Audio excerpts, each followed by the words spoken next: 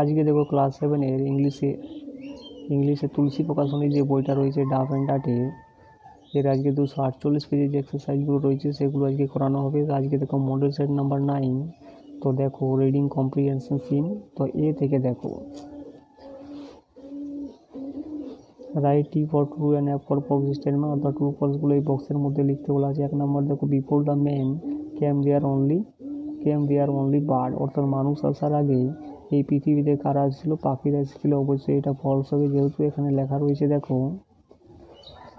The main কেম, অর্থাৎ before the main কেম অর্থাৎ মানুষ আসার আগে দেয়ার ওয়ার অনলি অ্যানিমেল, অর্থাৎ সেখানে কিন্তু পশু পাখি অর্থাৎ জন্তু জানোয়ার ছিল। তাহলে এটা অবশ্যই ফলস হবে। 2 নম্বরটা দেখো the earth is not very young, অর্থাৎ এই পৃথিবীটা কিন্তু অতটা ইয়াং নয়, অর্থাৎ পৃথিবীটা কিন্তু খুবই পুরনো। এটা কিন্তু বইয়ের লাইনে কিন্তু রয়েছে, তো এটা অবশ্যই কিন্তু ট্রু হবে।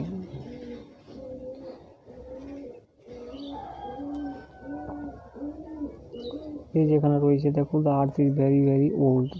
এরপরে বিয়েরগুলো দেখো অ্যান্সার দ্য কোয়েশ্চেন, অর্থাৎ নিচের প্রশ্নগুলির উত্তর এখানে লিখতে বলা হচ্ছে। 1 নম্বর দেখো হাউ ওল্ড ইজ আওয়ার আর্থ, অর্থাৎ আমাদের পৃথিবীটা কতটা পুরনো।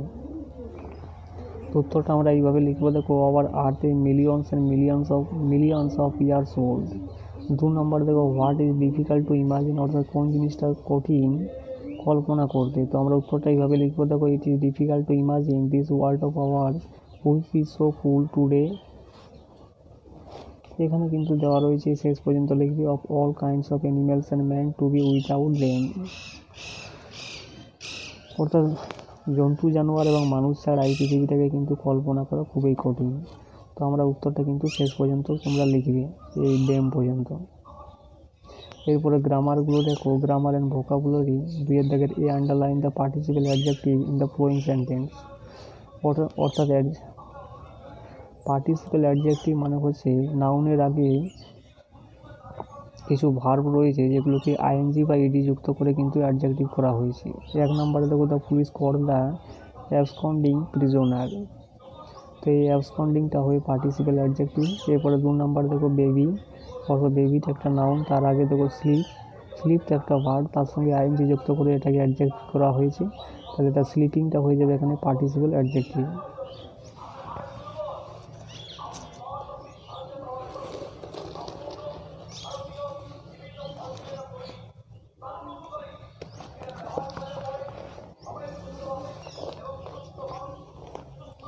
এরপরে বিয়েরগুলো দেখো ফিল ইন দ্য ব্ল্যাঙ্কস, বলছে feel in the blanks with proper degree of adjective, অর্থাৎ প্রপার অ্যাডজেক্টিভের প্রপার ডিগ্রি দিয়ে এই ব্ল্যাঙ্কগুলোকে ফিল করতে বলা হচ্ছে। 1 নম্বরে দেখো মিস্টার দাস, এখানে দেখো দেন রয়েছে, তাহলে দেন থাকলে হবে কম্পারেটিভ ডিগ্রি, তাহলে mister Das is busier than mister রয়।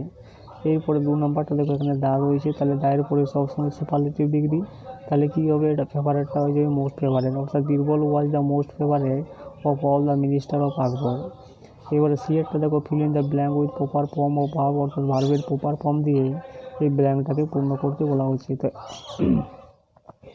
তো 1 নম্বরে দেখো এখানে রয়েছে দেখো একটা পোর্শন কিন্তু আমাদের পাস্ট ইনডিফিনিট টেন্সে রয়েছে, তাহলে বাকি পোর্শনটা হবে পাস্ট কন্টিনিউয়াস টেন্সে। তাহলে কমল ওয়াজ